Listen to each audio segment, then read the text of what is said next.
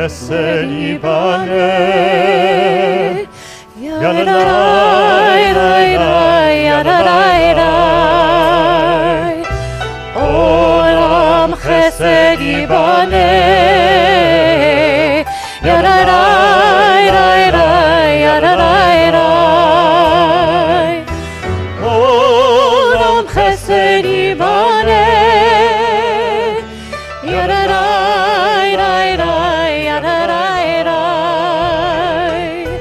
Olam chesed yibaneh. Yadadai, yadadai, I will build this world from love. Yadadai, yadadai, and you must build this world from love. Yadadai, yadadai, and if we build this world from love, yadadai, yadadai, then God will build this world from love. Yadadai, yadadai, Olam chesed yibaneh. Yadadai, yadadai, Olam chesed yibaneh. Yadadai, yadadai, Olam chesed yibaneh. Yadadai, yadadai, Olam chesed yibaneh. Yadadai, yadadai, I will build this world from love. Yadadai, yadadai, and you must build this world from love. Yadadai, yadadai, and if we build this world from love, yadadai, yadadai, then God will build this world from love. Yadadai, yadadai. Shabbat shalom. Shabbat shalom. Good to have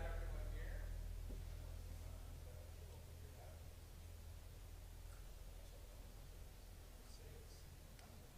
That's all right, I'll speak loud. Building a world from love. That's what we're about doing here. That's what we're doing tonight, and that's what we try and do at Shari Tefillah all the time.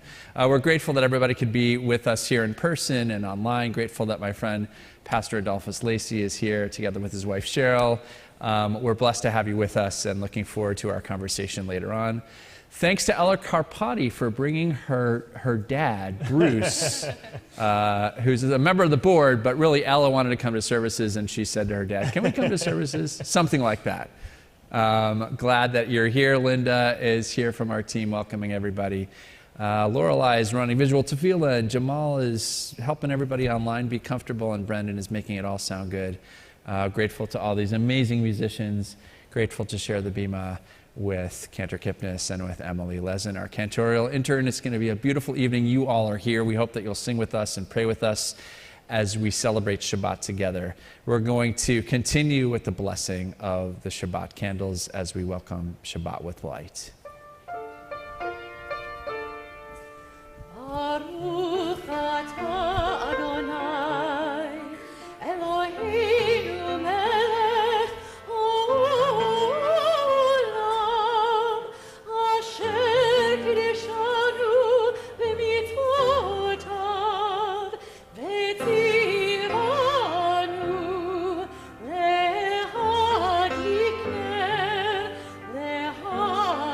lehadikner shel Shabbat.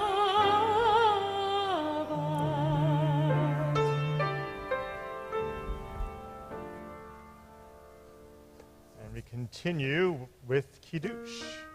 Baruch atah Adonai, Eloheinu melech haolam, borei peri hagafen. Baruch atah Adonai, Eloheinu melech haolam, asher kiddushanu b'mitzvotav, v'ratzah banu, בשבת קודשו, באהבה וברצון, הנחילנו זיכרון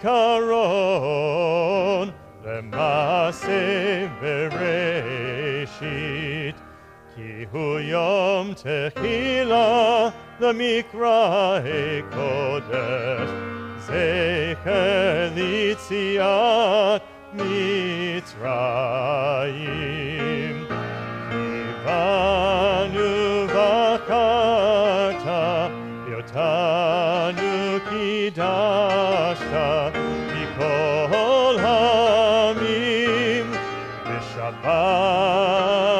קודשך באהבה וברצון הנחלתנו.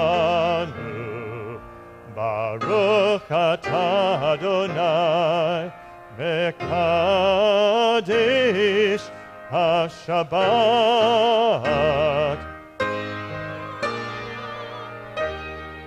L'chaim. We continue welcoming Shabbat with Kabbalat Shabbat, and we join in Lecha Dodi. When we come to the final verse of Lecha Dodi, the fourth verse, we'll invite everybody, please, to stand at that time and face to the entrance to our sanctuaries. Together we welcome Shabbat.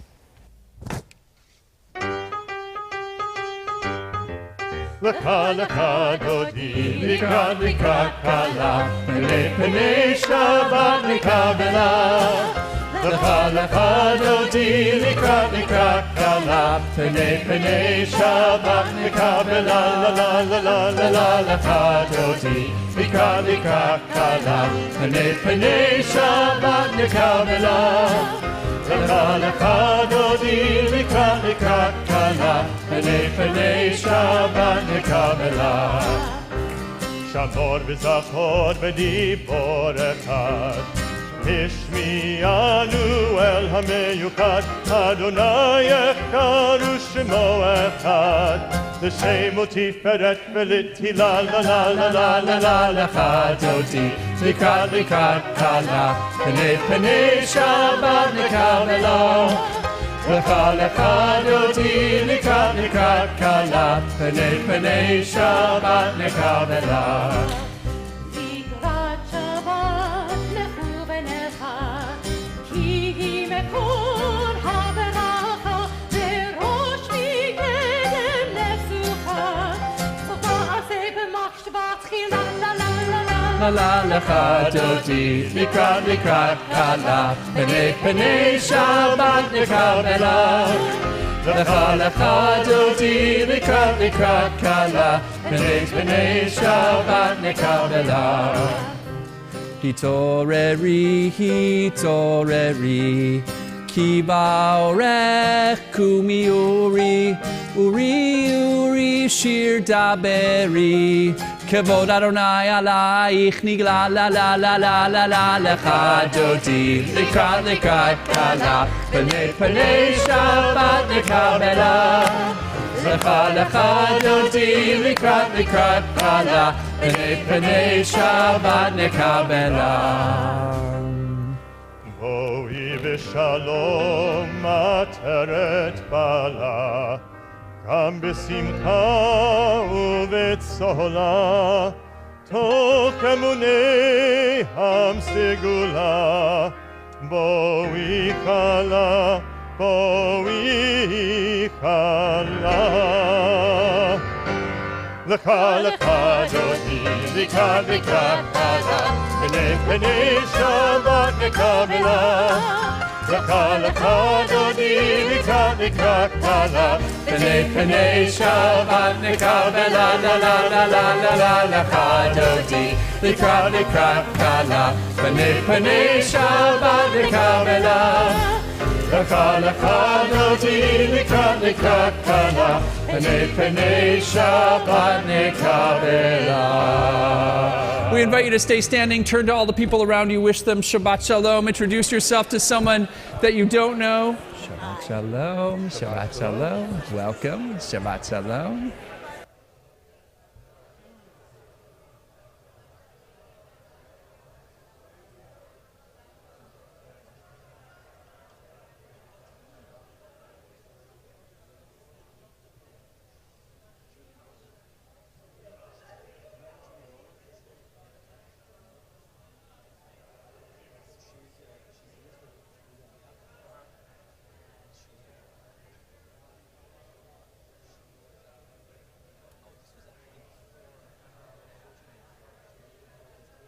fantastic. We invite you to continue standing or rise as you've sat for the Baruch Hu.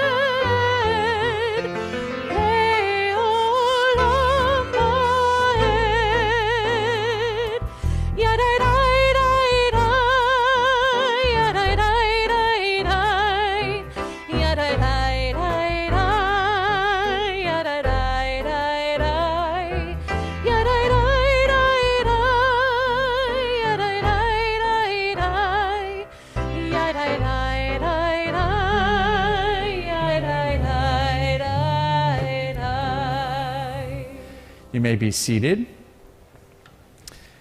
We are almost at Sinai once again. We are approaching the festival of Shavuot, in which we receive Torah at Mount Sinai Tuesday night and Wednesday. We hope that you'll be here with us for this major festival that falls off the calendar because, school's over. So therefore, it doesn't exist. But it does, and it's the holiday on which we receive the Torah at Mount Sinai, became covenanted with God as a people for the first time. And those words include the words we'll sing next, Shema and Ve'ahavta, which come directly from the Torah itself, that teach us how to be in relationship with God, to love God with all that we have, and to hear God's call in our lives all the time. We continue with Shema and Ve'ahavta. Shema Yisrael, Adonai Eloheinu, Adonai Echad, Baruch Shem Kevod Malchuto Leolam Vaed. Ve'ahavta et Adonai Elohecha bechol levavcha uvchol nafshecha uvechol meodecha ve'hayu hadevarim ha'ele asher anochi mitzavecha hayom al levavecha Veshinantam levanecha, v'dibarta bam, v'shivtecha b'veitecha, uvlechtecha v'derech, uv'shochbecha, uv'kumecha, uv'shartam leot al yadecha, v'hayu letotafot ben einecha, וכתבתם על מזוזות ביתך ובשעריך למען תזכרו ועשיתם את כל מצוותיי והייתם קדושים לאלוהיכם אני אדוני אלוהיכם אשר הוצאתי אתכם מארץ מצרים להיות לכם לאלוהים אני אדוני אלוהיכם אדוני אלוהיכם amen. If we can hear the words from Sinai, then love will flow from us, and we shall serve all that is holy with our intellect and all our passion and all our life. If We can serve all that is holy. We shall be doing all that humans can to help the rains to flow, the grasses to be green, the grains to be golden like the sun, and the rivers to be filled with life once more. All the children of God shall eat, and there will be enough. But if we turn from Sinai's words and serve only what is common and profane, making gods of our own comfort or power, then the holiness of life will contract for us. Our world will grow inhospitable. Let us therefore lace these words into our passion and our intellect and bind them as a sign upon our hands and our eyes. Let us write them in mezuzot upon our doors and teach them to our children. Let us honor the generations that came before us, keeping the promise for those yet to be. We continue with Mi Chamocha.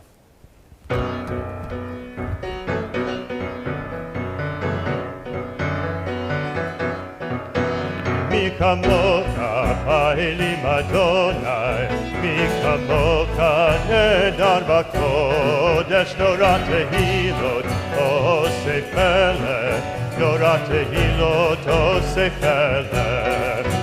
Mi kamocha pa'ilim Adonai, mi kamocha nedar b'kodesh, Torah tehilot oseh pelech, Torah tehilot oseh pelech.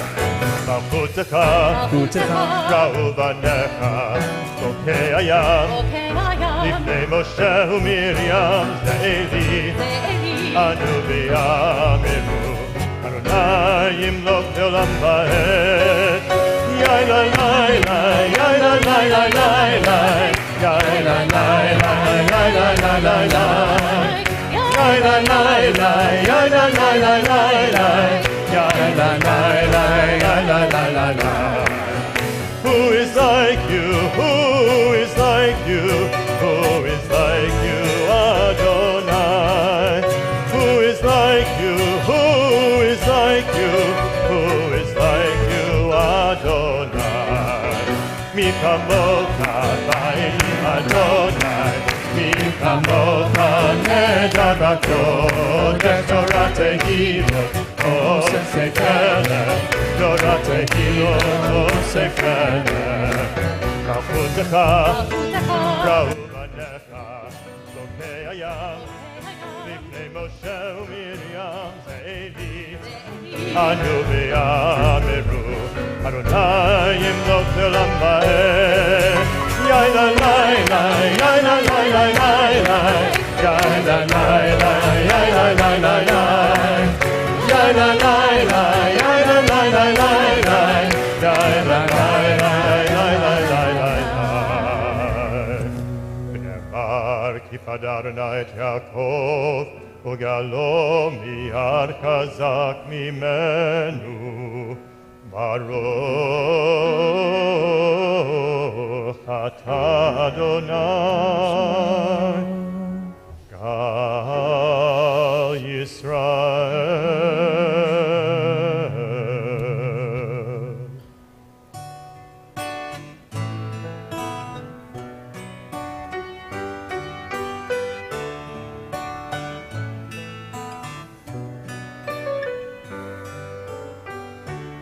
Hashivenu Adonai Eloheinu leshalom, v'hamidenu shomreinu lechaim. Hashivenu Adonai Eloheinu leshalom, v'hamidenu shomreinu lechaim. Hashivenu Adonai Eloheinu leshalom, v'hamidenu shomreinu lechaim. v'hamidenu shomreinu lechaim. Ushmot tzidkenu,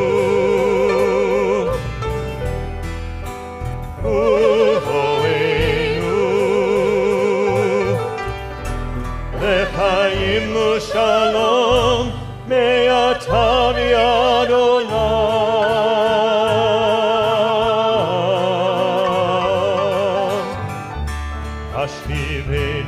Adonai Eloheinu leShalom, v'hamidenu shomreinu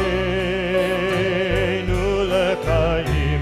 Hashivenu Adonai Eloheinu leShalom, v'hamidenu shomreinu lechaim. Hashivenu Adonai Eloheinu leShalom, v'hamidenu shomreinu lechaim. Hamidenu shomreinu lechaim.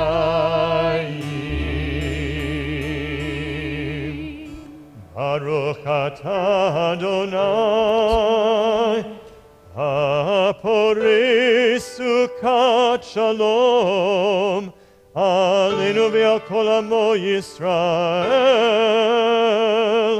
ve'al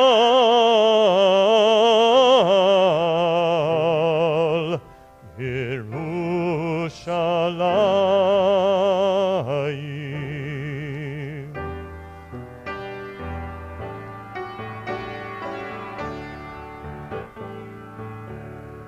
V'shamru Bnei Yisrael, v'shamru et HaShabbat, לעשות את השבת, לעשות את השבת, לדורותם ברית עולם.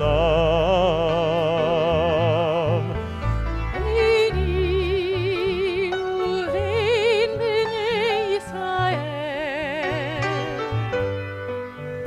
אותי לעולם. לעשות את השבת, לעשות את השבת, לעשות את השבת לעולם. כי ששת ימים עשה אדוני את השמיים ואת הארץ. וביום השביעי, וביום השביעי, שבת וינפש.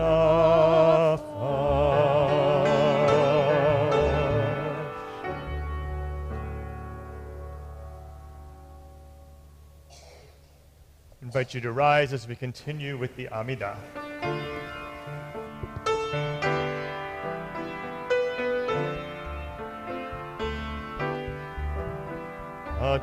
Adonai sfatai tiftach, Adonai sfatai tiftach, ufi yagid tehilatecha, ufi yagid tehilatecha. Adonai sfatai tiftach, Adonai sfatai tiftach, ufi yagid tehilatecha, ufi yagid tehilatecha. Baruch atah Adonai Eloheinu v'Elohei Avotenu v'Imotenu, Elohei Abraham, Elohei Yitzchak, v'Elohei Yaakov, Elohei Sarah, Elohei Rivka, Elohei Rachel Elohei Leah, Ha'el Hagadol Hagibor V'Hanora, El Elyon, Gomer Chasadim Tovim, V'konei Hakol, V'zocher Chastei Avot V'imahot, U'mevi Geula Livnei V'neihem, Leman Shemo B'Ahava, Melech Ozer, U'Moshiach U'Magen, Baruch Atah Adonai, Magen Avraham V'Ezrat Sarah, Atah Gibor Le'olam Adonai, Mechaye HaKol, Atah Rav Lehoshia, Morid Hatal, Mechalkel Chaim Bechesed, Mechaye HaKol Berachamim Rabim, Somech Noflim Verofech Olim, Umatir Asurim, Umekayem Emunato, Lishenei Afar, Michamocha Bal Gevurot, Umido Melach, Melech Memit Umechayeh, Umatzmiach Yeshua, B'neman Atah L'Hachayot HaKol, Baruch Atah Adonai, Mechaye HaKol. Atah Kadosh, Shimcha Kadosh, U'Kadoshim B'Kol Yom Yahaleluka Selah. Baruch Atah Adonai, Ha'el HaKadosh. Please be seated. We take a few moments now for silent prayer, for silent reflection, to help us enter into Shabbat, to let go of the week, to enter into this space of rest and community. We pray silently.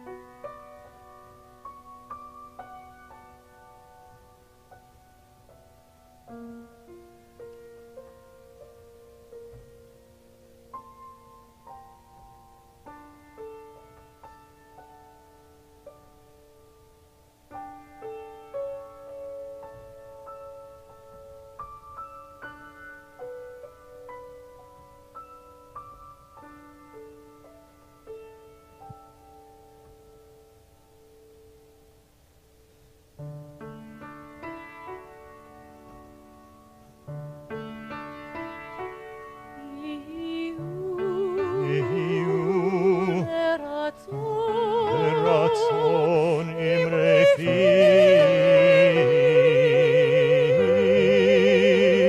Vehegion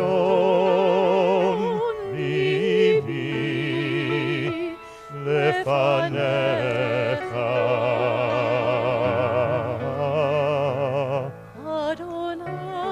Adonai Suri Vegoali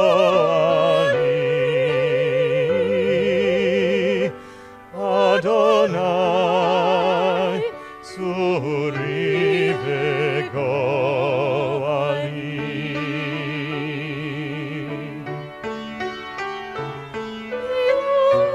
May the words of my mouth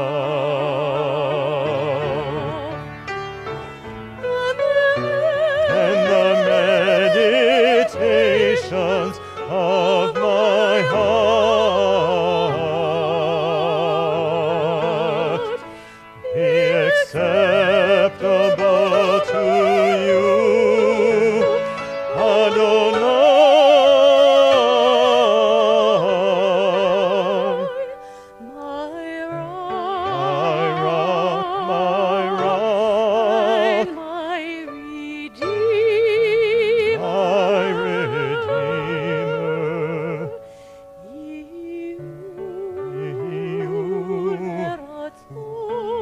ratzon imre fi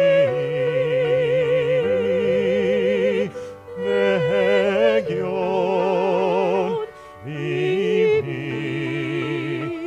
lefanecha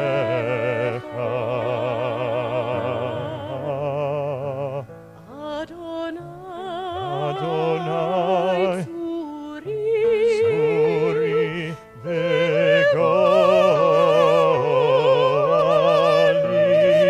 Vegoali Adonai Suri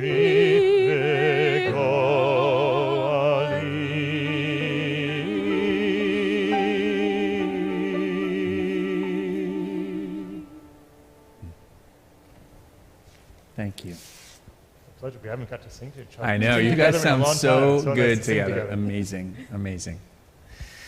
We think now of those in our circle of family and friends who are in need of healing, healing of body, healing of spirit, some pain we can see on the outside, some pain we hold in our hearts. We have here a list of members of our congregational family we know we're praying for at this time. If you're praying for someone, and whether they're on the list here or they're not, we invite you, please, to mention their names aloud.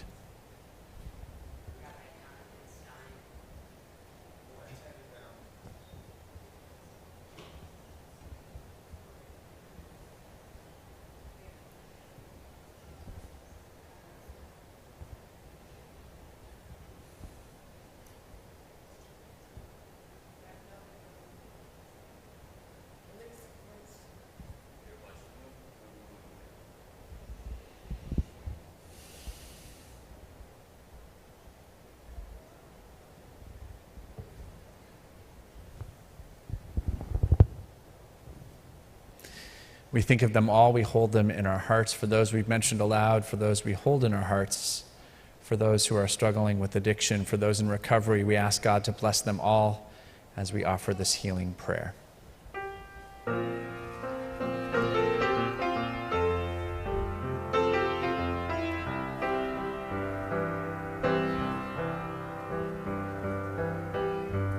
Dear God of our ancestors, Dear God of our ancestors, help us renew our faith. help us renew our faith. Grant us a perfect healing. Grant us a perfect healing. Bring peace to all our days. Bring peace to all our days. Elna refana lanu. Elna refana lanu.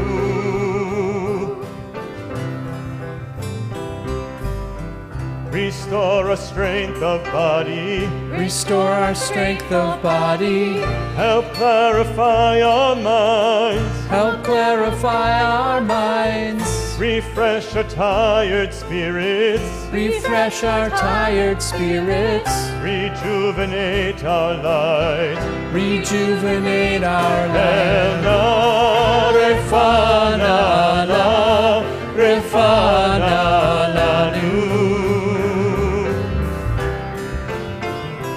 Elna refana lanu.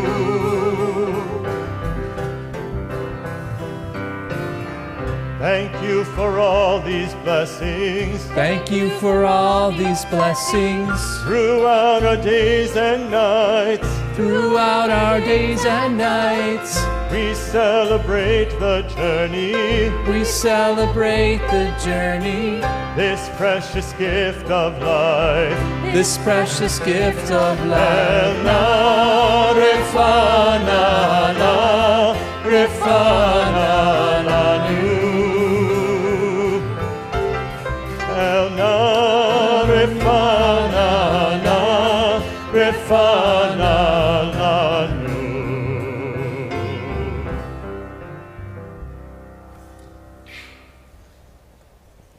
So what are you celebrating this week? We're going to do June birthdays in a second. So if it's your birthday, hold that off for 1 minute. Anything good you're celebrating?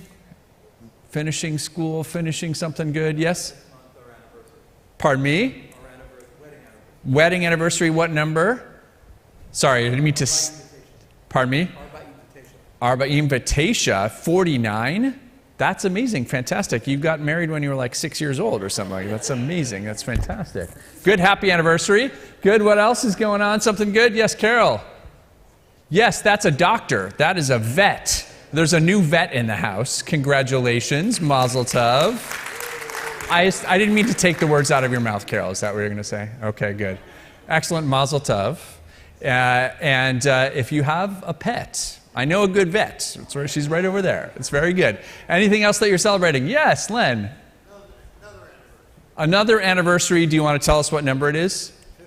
59. Okay, very nice, fantastic. Congratulations, Mazel Tov. Wonderful, congratulations. What else? Anything else going on? Yes, please. We just got a letter today that my grandson, 15 years old, is going to his junior year of high school, and they are planning, the junior class, certain people are planning to take a trip during the, whatever, April vacation to Paris and London.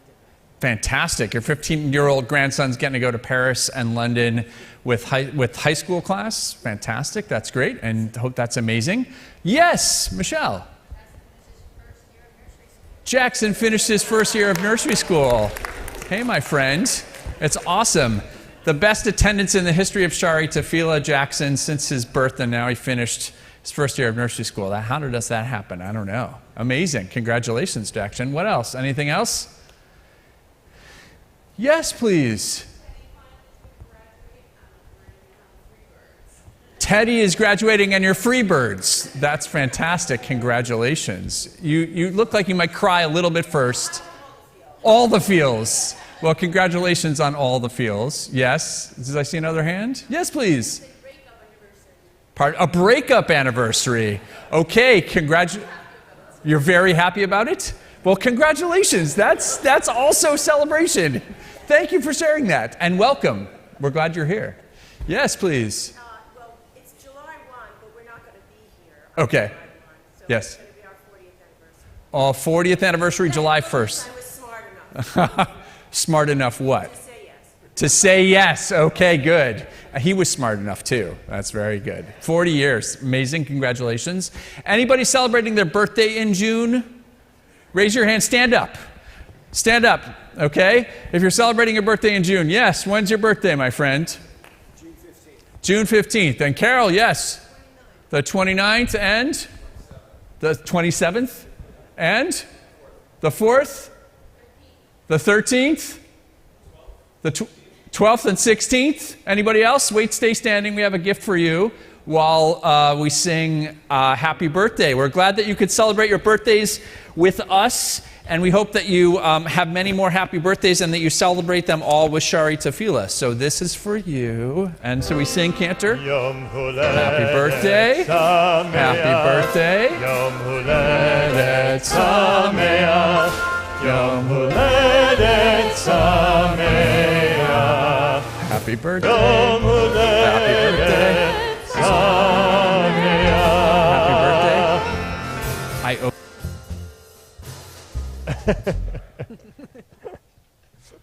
Amazing. Wait, I can't leave Jeff without a chocolate bar. Hold on 1 second. Please hold. It's worth waiting. It's a good thing. It's a good thing. All right. Thank you. Happy birthday. Jackson is now pretending to be shy. We know he's not really. He's not That's okay. shy. That's okay. It's good. We are going to continue, I think, Cantor. I don't have my cue sheet. I think it's the prayer for the state of Israel. Yep. So if you want to take your prayer book out, we are always thinking of Israel and praying for her safety and well-being. The words of the prayer that we're going to offer together on page 259 in your prayer book. And we invite you to join with us as we read the English together on 259. Pray for the peace of Jerusalem. May those who love you prosper. O Heavenly One, protector and redeemer of Israel, Bless the state of Israel, which marks the dawn of hope for all who seek peace. Shield it beneath the wings of your love. Spread over it the canopy of your peace. Send your light and truth to all who lead and advise, guiding them with your good counsel. Establish peace in the land and fullness of joy for all who dwell there. Amen. And we're going to continue with the counting of the Omer. We count these days between Passover and Shavuot, 50 days in all, and in a minute, Cantor will tell us which day we're on. The blessing that we say says, "Blessed are you, Adonai, our God," who instructs us to count these days of the Omer. And we're counting the days from our redemption from Egypt until our covenant with God at Mount Sinai. We're counting the days until the wheat harvest is ready. I know you've been waiting, all of you farmers out there, for the wheat to be ready.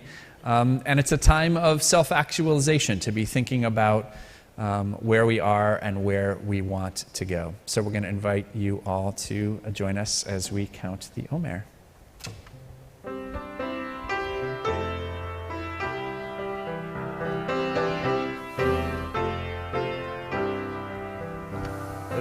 Shem yichud, u'tshabrichu u'shkinteha, hineni mukan u'mezuman, lekayem mitzvat aseh, shel sfirat ha'omer, shel sfirat ha'omer, shel sfirat ha'omer, shel sfirat ha'omer, sheva Shabbatot, tmimot tihena, sheva Shabbatot,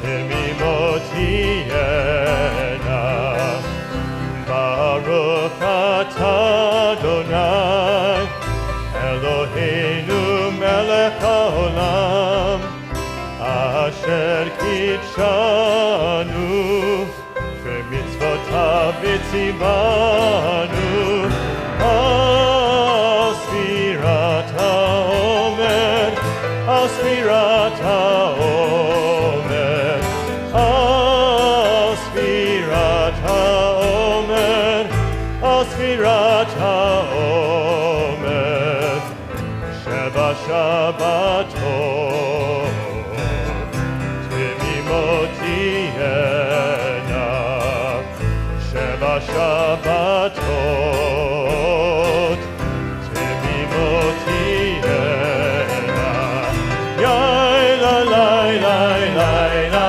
la la, yai la la la la la, yai la la la la la la la, yai la la la la la la. Hayom shisha v'arba'im yom, shehem shisha shavuot v'arba'im yamim, la'omer. Today is the 46th day, making 6 weeks and 4 days of the Omer. We invite you to rise for the Aleinu.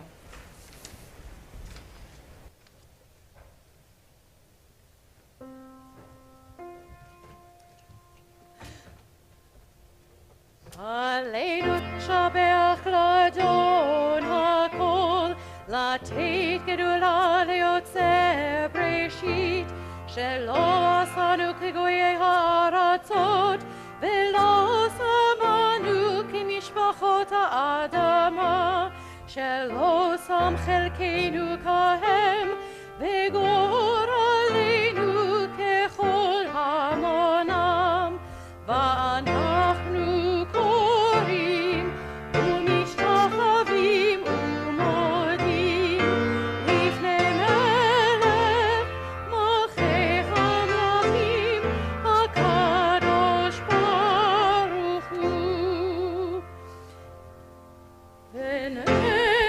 ונאמר והיה אדוני למלך על כל הארץ ביום ההוא ביום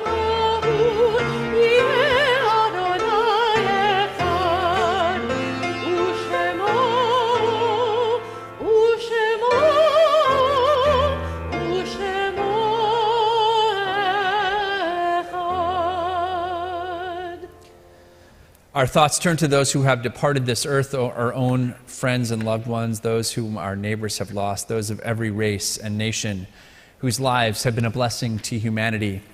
If you hear the name of a loved one, of course, we invite you please to stand and remain standing. In the period of Shiva, the congregation extends its condolences to Tim Minton on the death of his father, Stuart Minton Jr. this week, to Lee Krug on the death of his mother, Lynn Krug, this week, to Itai Chris, our regular flautist, on the death of his father, David Chris, this week, and to Marcy Edelman on the death of her daughter-in-law, Jill Frayden Rhodes, this week. In the period of Shloshim, we remember Elliot Merberg, husband of Nancy Merberg, Joseph Tenenbaum, father of Howard Tenenbaum, and Cecile Schulman, grandmother of Jamie Schulman Beck.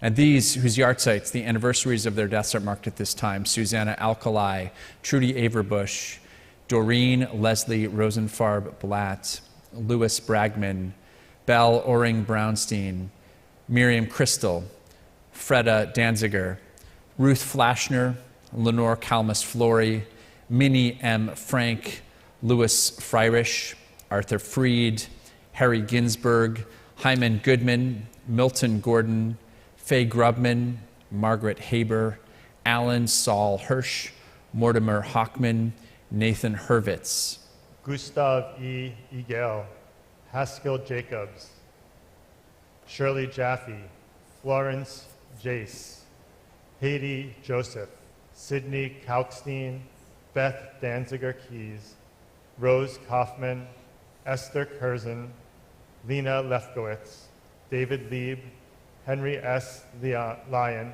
Dr. Mayer Milstock, Rosie Asil Nourani, Carl Parker, Julia Heiser, Olga Phillip, Mildred Plotkin, Leo Pollack, John Sabatino, Simon A. Schechter, William H. Schechter, Barbara Shea, Margaret Annette Seasward, Ruth Thelma Seidman, Sidney Spandorfer, Louis Stockfish, Regina Tannenbaum, Norman Vale, Milton B. Waldman, Adolf Wallerstein, Meyer Weinstein, Nathan Weisbaum, Mary Weiser, Jeanette Weiss, Frida Wexler, Helene Witkov. If there are others that you're remembering who we have not mentioned, we invite you please to rise and mention your loved one's name aloud.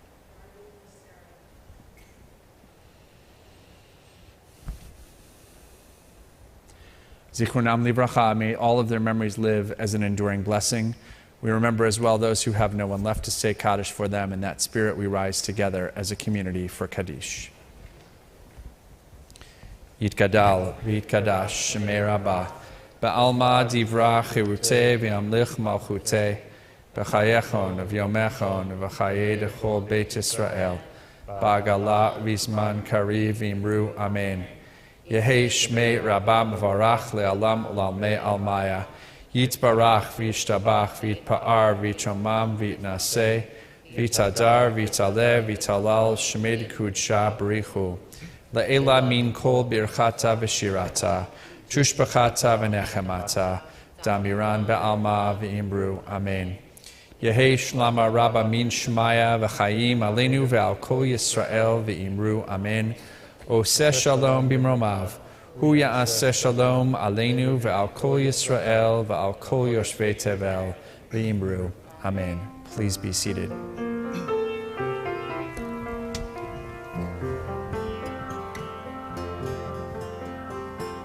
Those who sow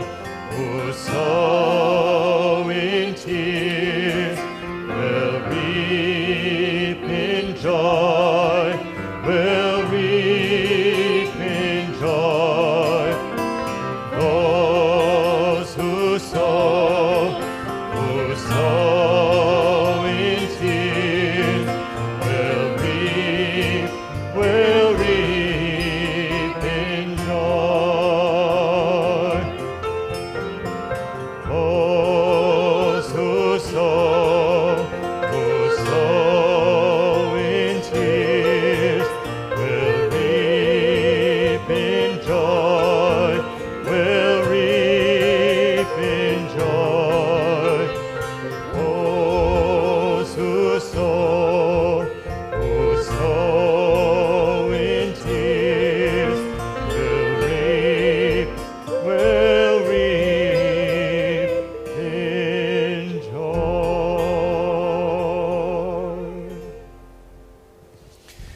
honor to call forward Bruce Carpati, a leader of our congregation, to bring some greetings.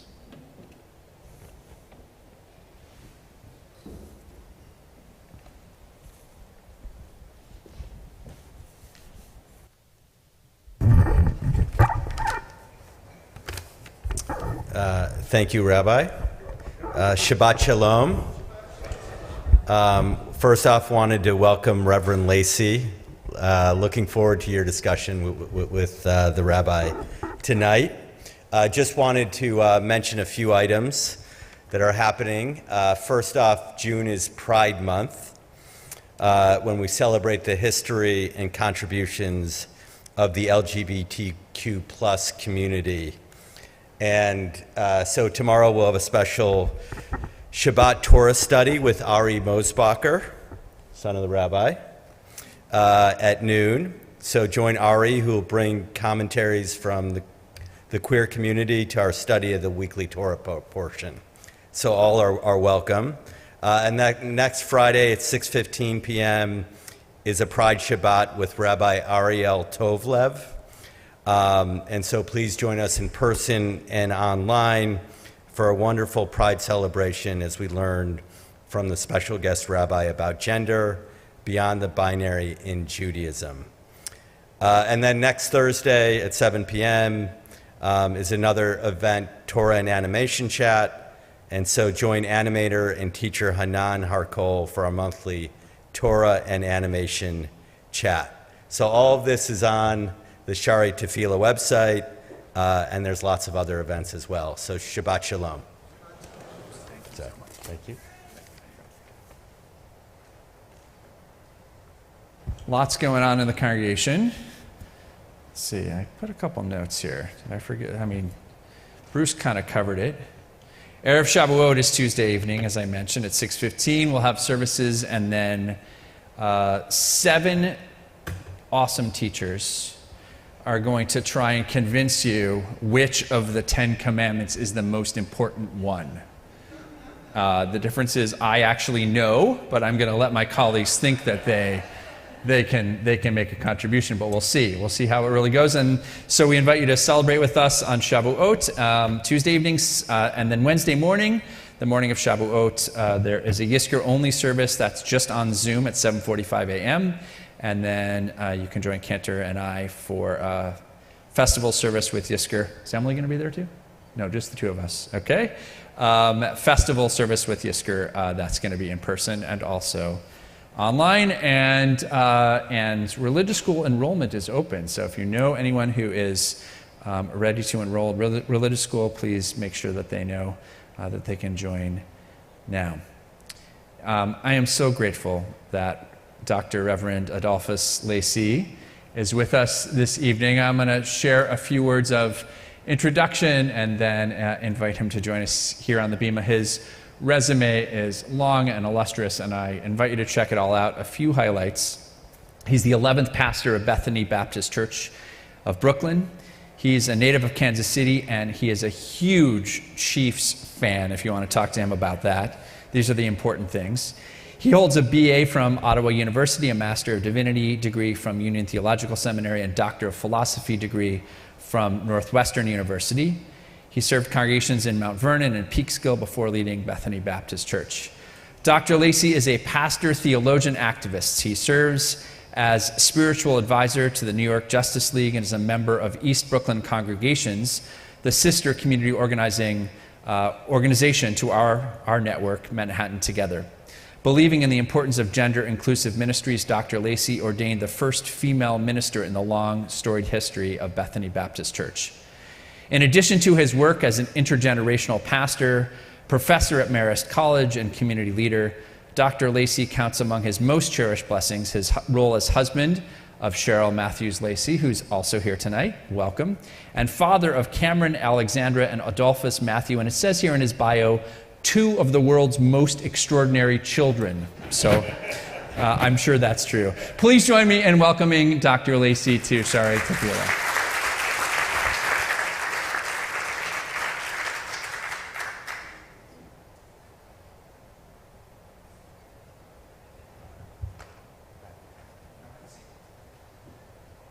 that one to you. So, welcome. We're glad that you're here. We've been looking forward to your visit. We've known each other for, I think, more than about 10 years or so. We've been together in some battles to make this a more just city. And so we're really honored that you're with us. Can you tell us a little bit about Bethany Baptist Church? Who comes, and what are the issues that most concern your congregants? So certainly delighted to be here.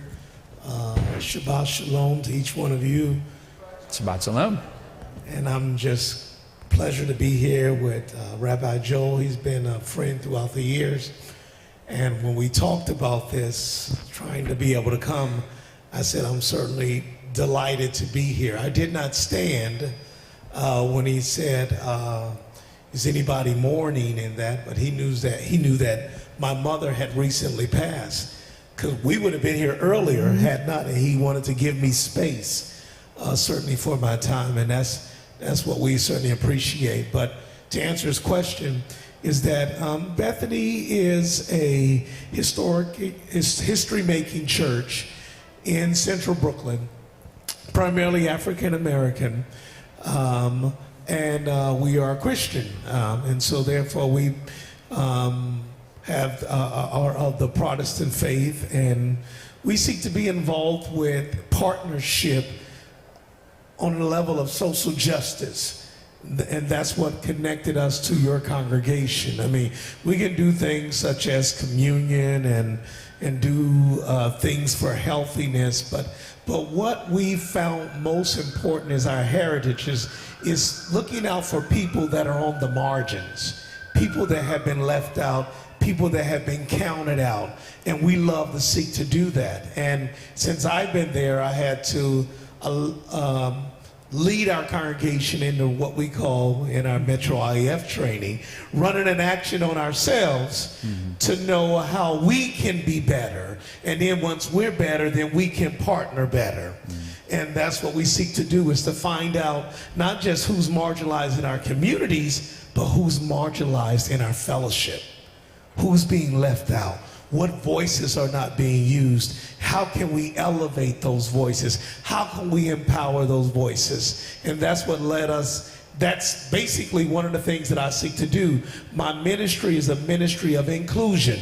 And that's why it's in my resume, the things that we do. And I celebrate what you all are doing for Pride Month. And soon we plan to ordain the first person in our congregation to be openly a part of the queer community. And that's a big step. And it takes courage to be able to do that. And that's what we seek to do, because their voices have been marginalized, but they can participate as long as they've been silent. It said, be who you are, and God loves you who you are in that regard. So that's what we are. We are a inclusive community that is growing, trying to make a difference. And one of the things I say, we are a vibrant, relevant expression of the presence of God, the presence of Christ in our lives. Thank you for that. What are the issues, like for your congregants, what are the day-to-day issues that they most worry about, that they want to change in their public lives? The public lives, the number one thing that takes place in central Brooklyn, and most of you all know in New York City, is that the rent is too damn high. and so affordable housing is a real issue. And we think about it, and there's not a day that I don't go by that I'm not challenged by somebody telling me that they're having a challenge with where they are with their landlord, or sometimes they have a slumlord, you know, that is not able to give them the services, and sometimes they have to move. And then those that have a legacy because of gentrification, somebody wants to purchase their house so they can sell it and go down south and live the life in Virginia, in North Carolina, but then I lose all of them. And so biggest challenges is certainly housing, and still the component of, because my congregation is an older congregation. I am 54, since I've been there 10 years. I have buried at least 8 people that have been over 100 years old. Wow. And I still have 5 more people that are 100 years old in the congregation. Wow. One of them is my dear friend. She's 103. And she comes to church about every quarter. I mean, it's like she's active and fresh. And so it's an older congregation. And so we get younger during the summer when their grandkids go to stay with Nana and Papa. Oh, That's what happens. Does that happen here?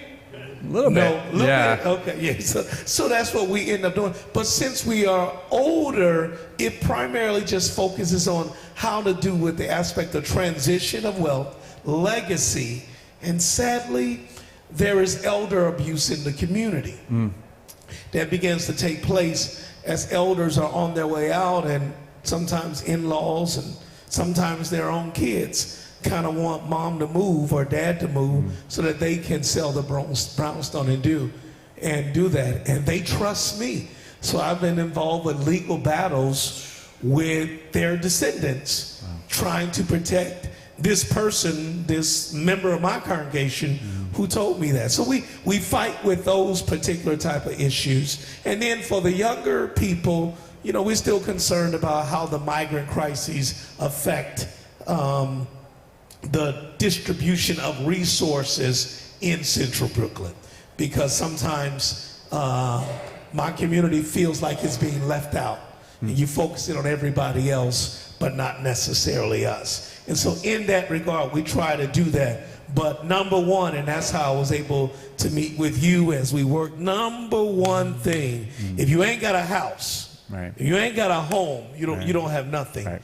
And that's what takes place. Great. And I would also add, we just, as this is Mental Health Month, too, for men, and we also just launched a mental health ministry. And that is a real component, because right up the street from us is a male shelter, and we're trying to work with them.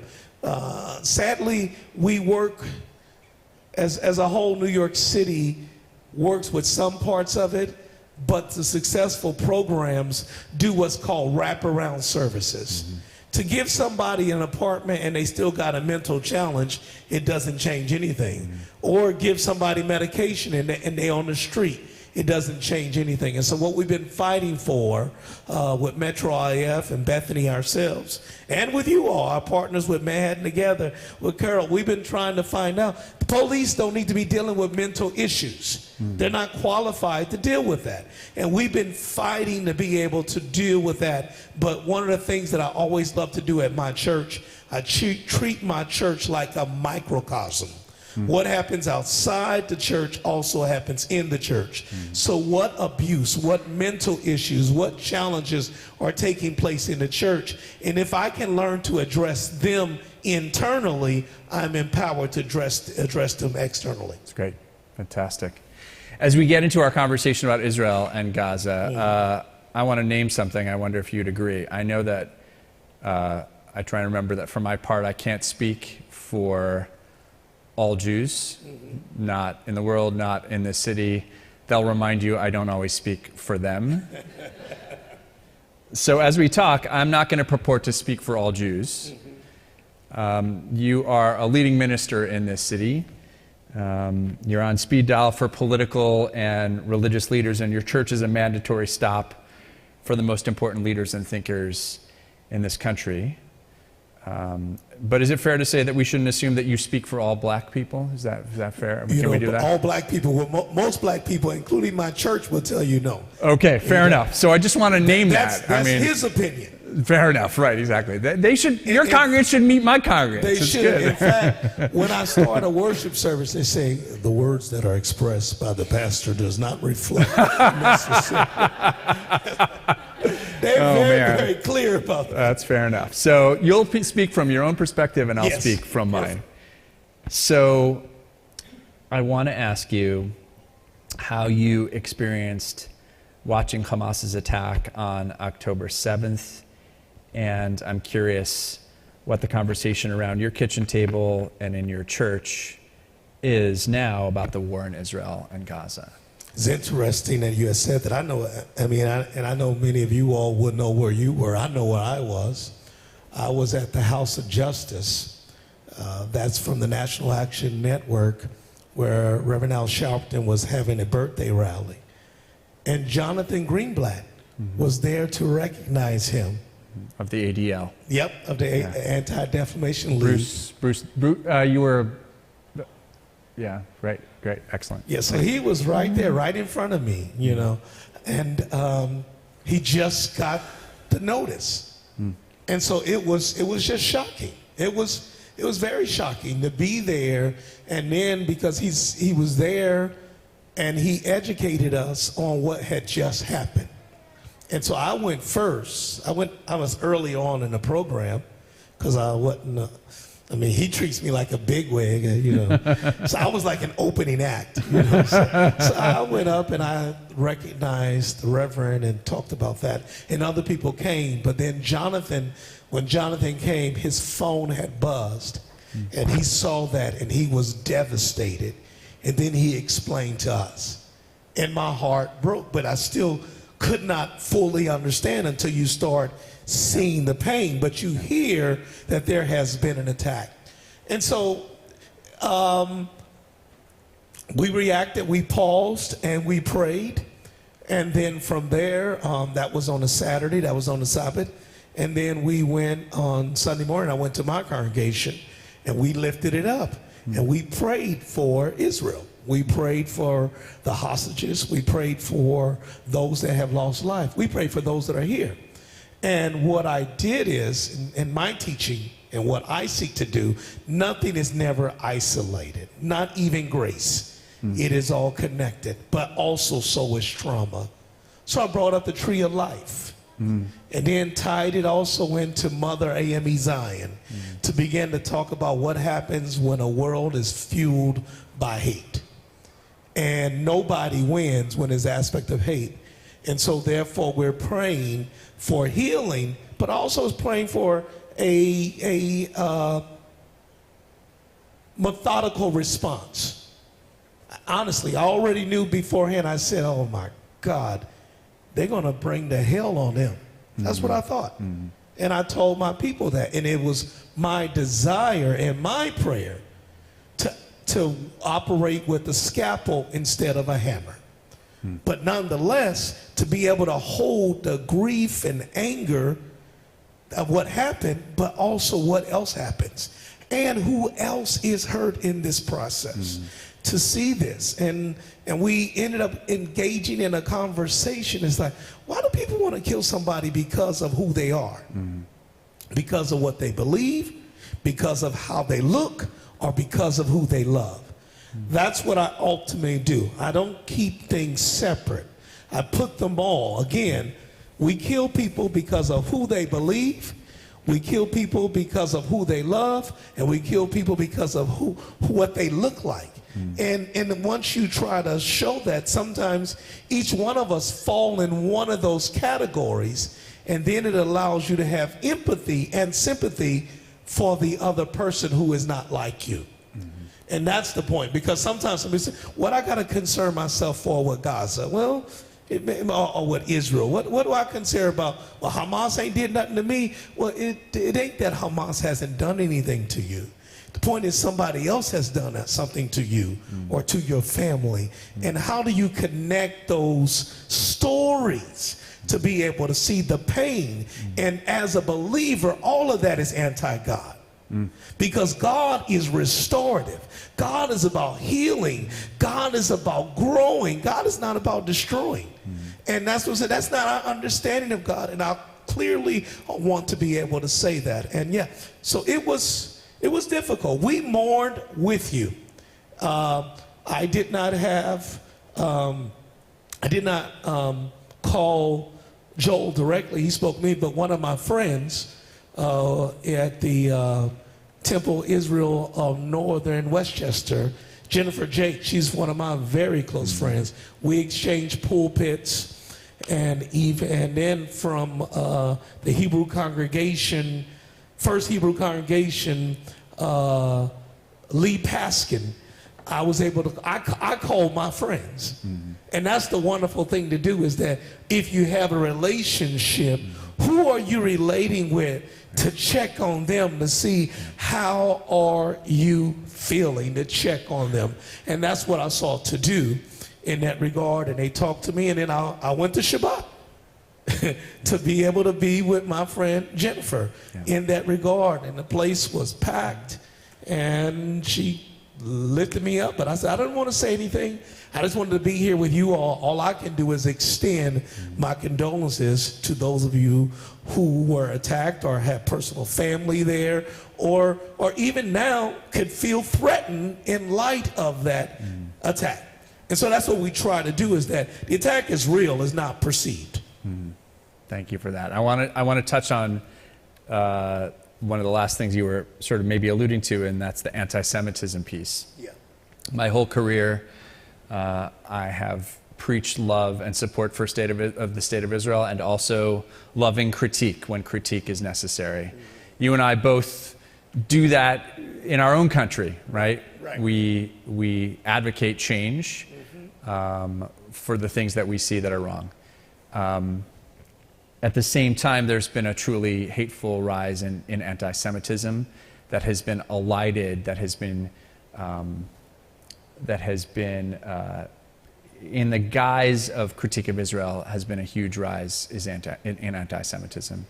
So I think a lot about what the difference is between being critical of a place and a policy and being anti-Semitic in this case. When the critique of Israel, as it has in so many cases, has turned into hatred of Jews, when it describes Jews as a nefarious force corrupting society, when it uses the word Zionist as code for Jews or Israelis, when it dismisses the humanity of Israelis, when it assumes that the government of Israel speaks for all Jews, when it denies Jewish history by denying the right of Israel to exist, it's anti-Semitism, it's hate speech, it's against our community, it's dangerous, and it's a threat to the safety and humanity of Jewish people. And I think it's also a slippery slope to hate against other minorities as well. So my question is, well, first, I think you've already said it. Can you see how those two things, advocating for change in Israeli policy and anti-Semitism, are two different things? And second of all, have you spoken to your congregation about the rise of anti-Semitism? We certainly have, and we also did the aspect, I led certain rallies for that, and I led, not a rally, but I, again, had an event, but I had a rally for anti-Asian hate, and I did it in Queens. And one of the things when we're looking at this rise of anti-Semitism, it's an aspect of laziness. That's the sad part. Even though people's lives are affected, we conflate. And one of the things that we do not want to engage in is nuance. And nuance is actually to try to weave through as opposed to just pushing through. And so what we have sought to do, and what we teach, and those who I associate with, we talk about it. I can clearly critique Bibi Netanyahu. My wife was right before the wedding, my wife was in Israel for a wedding and saw protests against him. So are the protests against him anti-Semitic? And so that's what I'm saying. They were going on every day. Right. It's real. Am I right? Y'all can nod. You know, I'm a Baptist preacher. I like agreement. But we experienced that, and I couldn't go because I had to be someplace else. And so part of, and in critiquing this country, you can still critique. And that's one of the things that Abraham Joshua Heschel loved about what Martin Luther King did. There is an aspect of how you protest. And when you protest, what Dr. King was always trying to do was to align himself to the central component of what matters in life, and that's all life. But when you conflate the Israeli state with anti-hate, that doesn't go together. And I can say this: that's a media does that more. Most people don't. The barbershop, ain't nobody talking about they hate Jews. At the hairdresser, ain't nobody. Because again, all I can speak about is my experience. But what they can say is, why are we sending that money over there? And our streets are broken down. That's what the question is. It isn't that Israel doesn't have a right to defend itself. It's saying if we got money to send over to help Israel, don't we get something to fix something on this street or this high school? And see, that's policy. And now sometimes people don't know how to express that. And it can be conflated. And that's what we try to do, is to slow down and engage in what is the nuance and how that begins to take place. Because one of the things that happens is narrative. When a narrative gets out, it takes over, even though it is not factual. And that's what happened. There is a narrative that there is resentment between blacks and Jews. And it's not. It just depends upon what community that you're in. When I was in West, again, I got on speed dial 3 rabbis. But the challenge has been, and typically it revolved around Martin Luther King Day, who was everybody's savior. But remember, when he died, he was the most unpopular man in the world, because you know what he did? He critiqued the United States government and the Vietnam War at the Riverside Church here in here in Upper Manhattan. He died broke and had to have some other people pay for his funeral, but now he's a patron saint. That's what happened. But we still get together. And one of the challenges that I would tell my Jewish friends is that I always hang out with rabbis. And because I have a PhD, I've been in school, not seminary, theology school. So I had Jewish students. They have been my friends.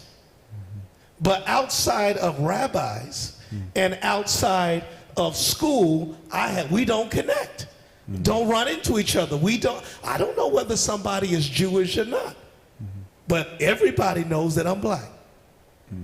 I think you should if you need any help. And so that's sometimes that's the only thing that sometimes that it is being exploited and manipulated. But there is no grief. I mean, again, our success has happened because of partnership. What Dr. Martin Luther King was able to do and what we're able to do by being able to get Catholics, Protestant, Jews, and Muslims together for the cause of justice, I'm always for that. There are some people that are not, but we call them in the scientific world outliers. And don't let the narrative tell you that that's the story. Thank you for that. What is it that you think gets in the way? I mean, you've alluded to it. Some of it is that we don't see each other. I mean, we see each other, but we don't really see. What gets in the way of allyship between your congregation and the Jewish community, if we can step back for a second and say, like, more largely between the black community and the Jewish community? What do you think? Well, I think sometimes, it depends upon, because as we said, it's not monolithic. It depends upon what community you are in, where you are. Right. And so I grew up in Kansas City. That's that accent. This is not a Brooklyn accent. That was funny, y'all.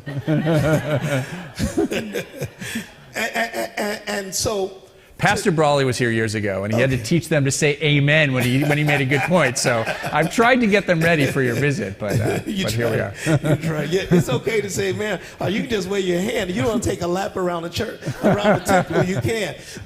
But in that is that nuance still is important, because it was easier in Westchester than it has been in Brooklyn. Why do you think that is? Because there's a stronger Jewish presence, and the Jewish presence that is stronger is not Reformed. Huh. I mean, that's the Orthodox community. Okay. In Brooklyn. In Brooklyn. I'm saying like Westchester, that was Reformed and conservative. Right. And we continue to do stuff together. Right. And I tried. I tried to reach out because it's close. Right. And then what sometimes people end up feeling, why do we have to speak up for them? Why do we have to stand up and they don't ever stand up for us? So you're having to explain this. So I'm trying to so in the midst of this, I'm bringing somebody from Westchester to talk to my congregation, nobody from Brooklyn. Because I don't know nobody from Brooklyn. And I've been in Brooklyn for 10 years. Yeah. You know, that is a challenge. Yeah. And because of one of the things that begins to take place is terms of, like, if the challenge is property, affordable housing, and you have in Brooklyn, in my community, Williamsburg, and Williamsburg continues to grow, which is a large Jewish community, buying up more and more land, there can be resentment that that's what's pushing the price up. And watch this, that's not racism, it ain't anti-Semitism. Do you know, I just heard this yesterday when Sister Lacey and I were talking about moving to North Carolina. And you know what they told us? You damn New Yorkers are pushing up the price of our rent. From moving up here, going down. Yeah. And those are those things. And sometimes when you lack the vocabulary to describe the situation, you conflate it and it begins to be anti-Semitism. But that ain't how it starts. It's how it's expressed. Yeah. And still, what my daddy told me is that if you got to explain it, then you ain't working. So if you feel anti-Semitic, it is anti-Semitic. That is the deal. But when you got time with me, sometimes being uncomfortable is not being anti-Semitic. Interesting. Yeah. We were, a group of us were just on an adult civil rights trip to the South, and Billy Planer, who was our guide, started off on the first night. He said, you know, I hear a lot of Jews saying, why should I come learn about African-American history when African-Americans haven't showed up for us in the last 8 months? And he said, I questioned that assumption. He said, when people ask me that question, I ask, and it's similar in both ways, how many black people are you in deep relationship with? How many black churches are in your community organizing network that you're in real relationship with? Because if the answer is none or very few, then the thought that someone's going to show up for you that you don't know and doesn't know you is, I mean, it should happen, of course. In the world as it should be, we should all show up for each other all the time. But if we're not in real relationship, then that mutuality doesn't exist, and it's hard to build that mutuality in the middle of a crisis. Absolutely. He also told us that he had a bunch of rabbis call him in the summer of 2020, after George Floyd was killed, and say to him, do you know any black pastors in my community? And he said, how sad is that you're calling, I live in Atlanta, he said, and you're calling me from Columbus, Ohio, and you're asking me if I know any black pastors in Columbus. Right. First of all, that's sad. Second of all, this isn't the time to really build those relationships. Those pastors are pretty busy right now. Maybe you need to think about building it when it's not in the middle of a crisis. So building that relationship is really, really is important, and it's not something that we've done as good a job as I think we need to do. Well, it's not just it's a human factor. Sadly, we are siloistic. Yeah, we live in silos, and when the George Floyd and Michael Brown, when those things happen, even the church that was there, they responded slow. And other people came in, and nature abhors a vacuum. And other people can come in and do it when the adults aren't in the room. Kids will act up. And they were able to go because nobody was there. People didn't know how to act. It takes courage to react to power. I don't care whoever you are. It is courage to react to power, or more important, you have to have power. And sometimes we just wait to see how it's going to turn out before we go. But the number one thing that you're focusing on is, how is this institution running? I don't have time to connect with someone else. I mean, you know, and then that's what I said, it turns out to being symbolic on special days. You know, that's what ends up happening when we want them, and then we make sure that we have a prayer that all of the faith community says. But why does it do it? Because it takes hard work to work with somebody who is different. Yeah. I wish I had some husbands in here. Did I just scare some of y'all? Look at you. So we have time. I want to invite a couple of questions from the congregation, and I need to ask you a couple things. First of all, I'm looking for questions. If you've got sermons, I'll give you the pulpit another night. But I'm looking for questions. And second of all, I want to remind you that Pastor Lacey doesn't purport to speak for anyone other than himself and his community. And second of all, that you're here, and we're grateful that you're here. So, yes, Howard, let me borrow the mic so that I can, everybody can hear the question. I'll bring the mic back for the answer. Okay, Howard, yeah. First off, and I hope this isn't political, but I agree with you on a scalpel and not a hammer.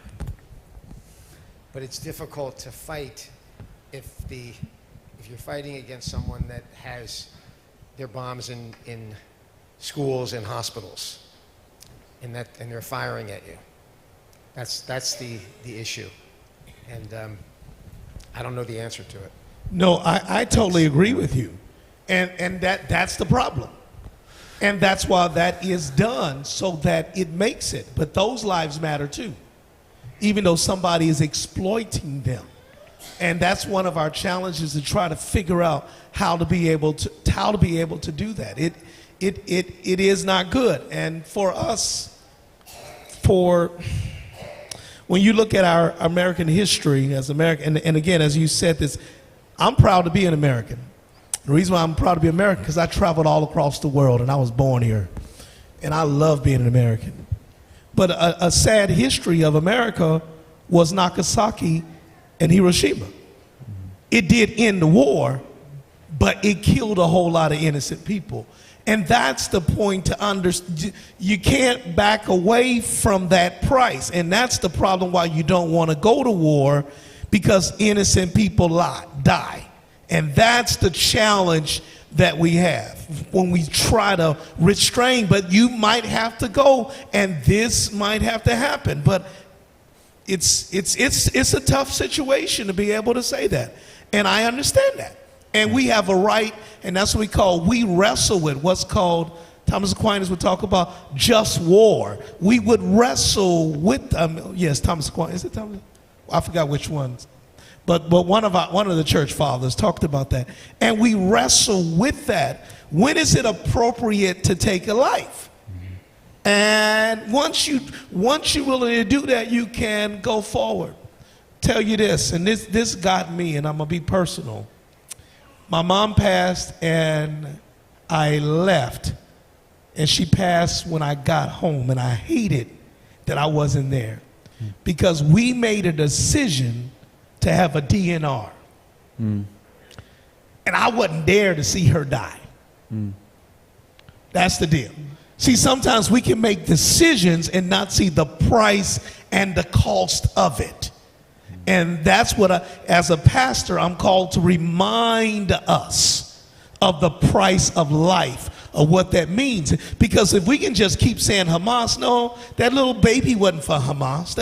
And we don't want to do that. And that's what you want to, you can't just conflate. You want to wrestle with this pain that is taking place. The pain of those who are in Israel, and the pain of those that are suffering a justified response.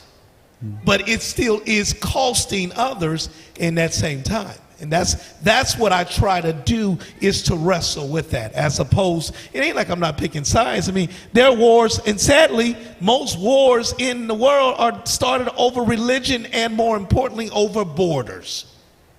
That's where they are, their borders. Whether what's taking place in Haiti, what's taking place in the Congo, what's taking place in, I was in Ethiopia, and I couldn't even go see the churches because they were engaged in a civil war.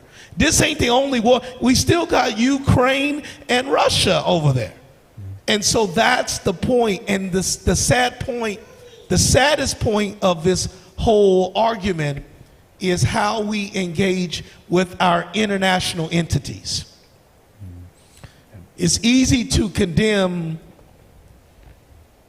Russia, but not necessarily Israel. And that's, people see that, and we can't turn a blind eye to it if we want to trust. I teach civics. If we want to trust institutions, What do these institutions mean? Who controls them? How are we going to have Russia in charge of the Security Council that they can veto anything you want to do? I mean, that's the thing that we want to, that takes place in my area in barbershop talk. Because barbershop talk only responds to what is being shown on the television, and then I slow down and try to explain to them that. But yes, Howard, that was great. I appreciate that, sir. Question. Yeah, Jack. Just want to make sure everybody can hear online too. Reverend, you said in the barbershop talk that one of the questions was use of U.S. funds. If we're sending funds for military operations, what about supporting the community? Well, when the war in Israel is over, and it will be over one way or another, there will be an effort to rebuild the Palestinian people with an enormous amount of U.S. money. Will the barbershop at that point say that shouldn't be spent, or will that be supported? Well, likely, that's a very good question. It will only come up in a different level because that's why we have the Marshall Plan in Europe. And so in this regard, it will happen. But unless it will only happen if the dysfunction in Washington stops, that they can begin to agree on that, because you're right, it is going to happen. And that is the process. And so, no, there will not be, oh, we sending money over there. No, it won't be, because that's not a discussion. It won't happen because now you're upbuilding, but they will still say, we still need money over here. And that's the point. And so with your question, Jack? Yeah. Typically, it's not about what's going on in Israel. It's more about the border, because when people in Texas and Florida are sending migrants up, and then they're staying in the shelters, and the shelters are down the street from my church. That's the concern that they're having about that regard. They speak more about that. But in a political basis, they would say that. But I totally agree with you. When the war is over and people will believe in the rebuilding, the question will be, it will then switch to who benefits from the rebuilding. There's always going to be an issue. And that's what I'm saying. Don't conflate them to anti-Semitism. Sometimes it's really about power. So who has the power to participate in the rehabilitation of Gaza? And who's going to, because there is money to be made off of that. And even as we experience COVID, that we now experience, people made money off of COVID. The greatest tragedy our generation has faced, and people made money off of it. And that's greed. So how do we control, and politicians respond to money. I'm glad that's why I'm not a politician. But I'm serious, it is. And the money can begin to talk to who gets the contracts, who does that. That will then be the next conversation, not that it doesn't need to be built, and it won't be a comparison as if we are losing. I love that. I like what you said, Jack. That's good stuff. Good question. One more question for now. Yes, Adrienne.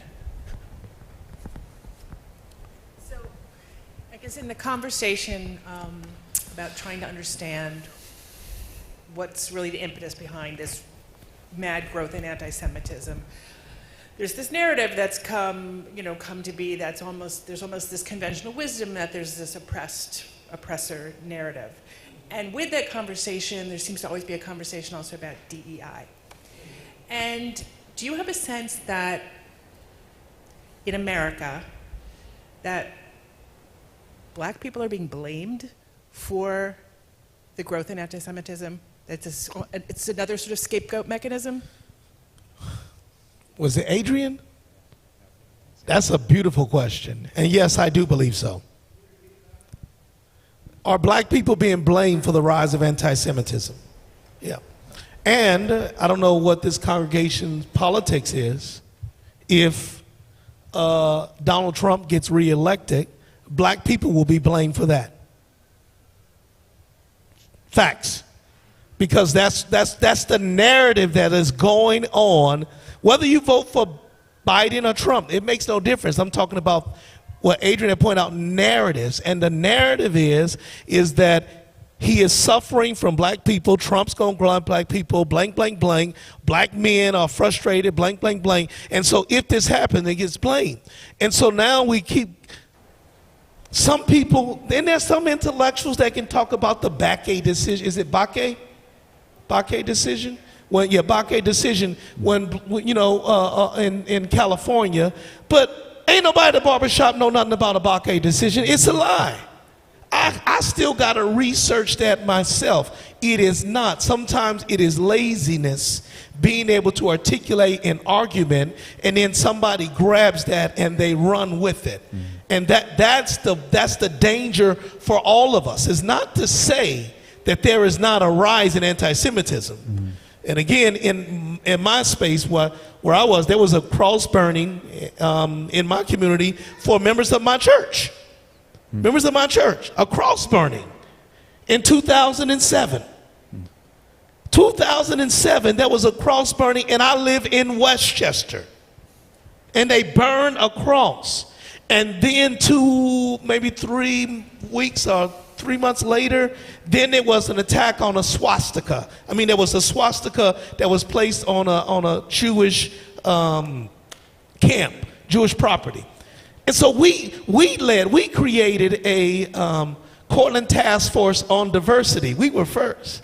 We didn't call it inclusion and equity. It was just called, you can Google me, Cortland Task Force on Diversity, because we were trying to understand and these are, in each incident, they were kids that were involved.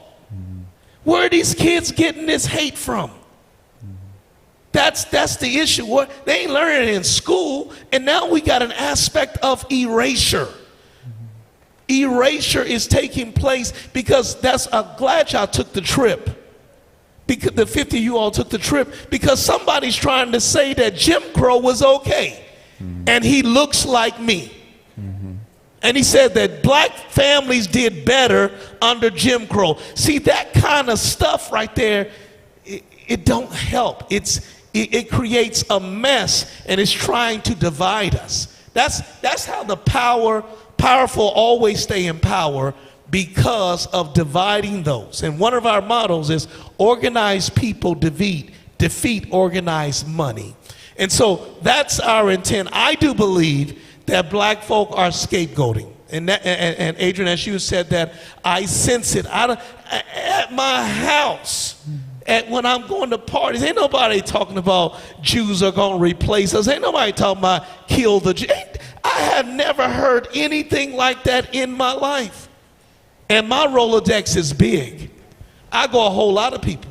But I have heard people arguing and being mad about inclusion and pride, and being about how do we recognize when somebody that's trans.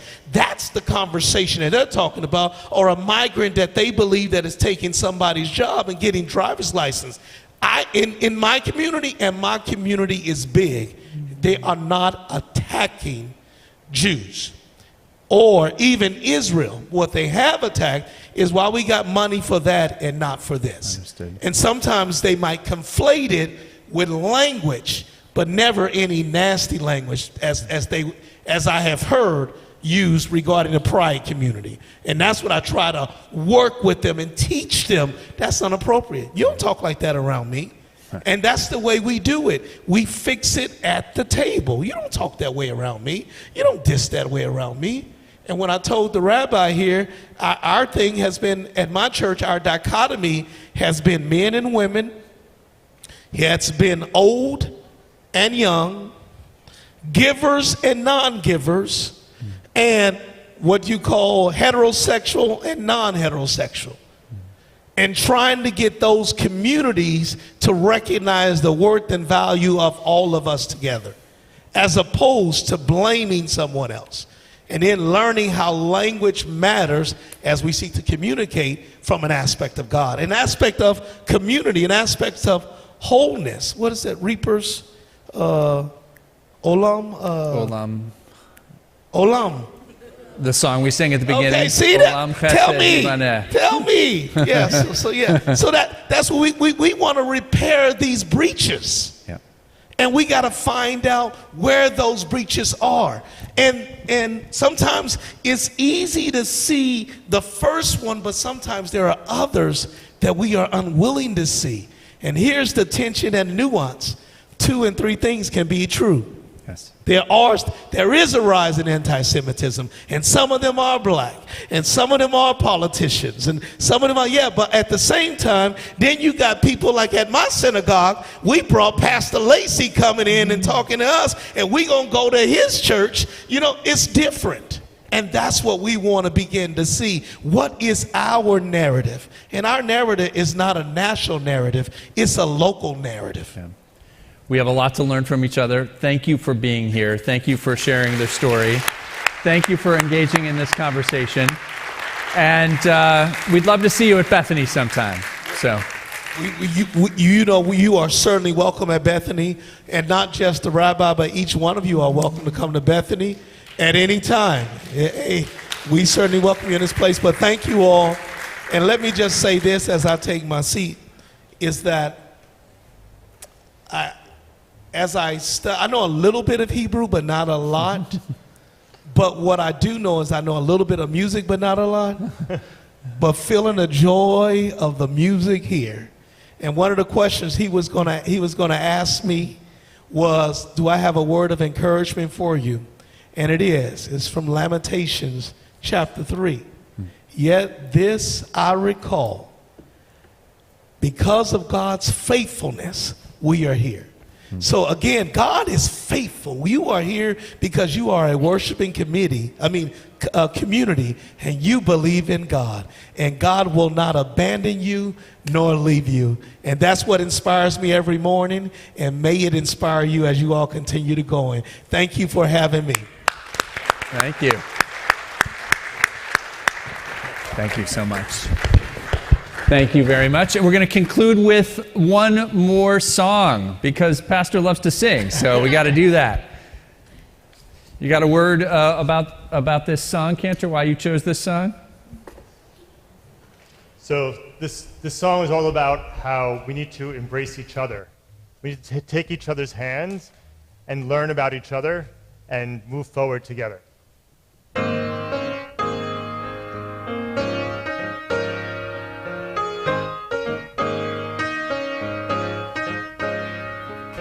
Take my hand, I'll take yours. Together we can open doors. If you see me and I see you, for who we are, then we'll get through. If we sing one song, we stand strong.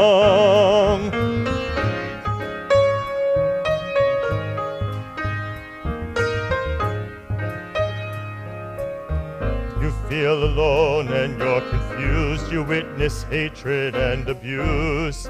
You don't know what to do. You see the world is full of strife. So many seek a better life. You ask, what can I do? Take my hand, I'll take yours. Together we can open doors. If you see me and I see you, for who we are, then we'll get through. If we sing one song, we stand strong.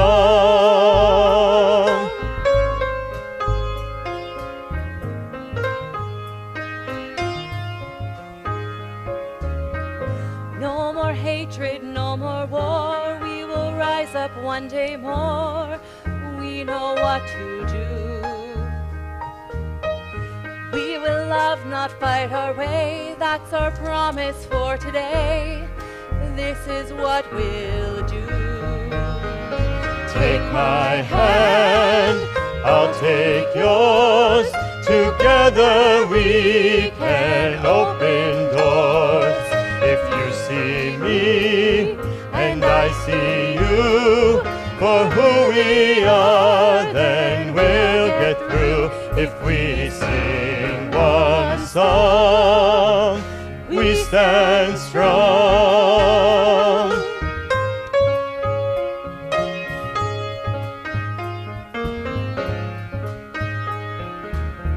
We are not alone, we are not alone. We are not alone, we are not alone. We are not alone, we are not alone. We are not alone. We are not alone, we are not alone. We are not alone, we are not alone. We are not alone, we are not alone. We are not alone. Take my hand, I'll take yours. Together we can open doors. If you see me and I see you, for who we are, then we'll get through. If we sing one song, If we sing one song, if we sing one song, we stand strong.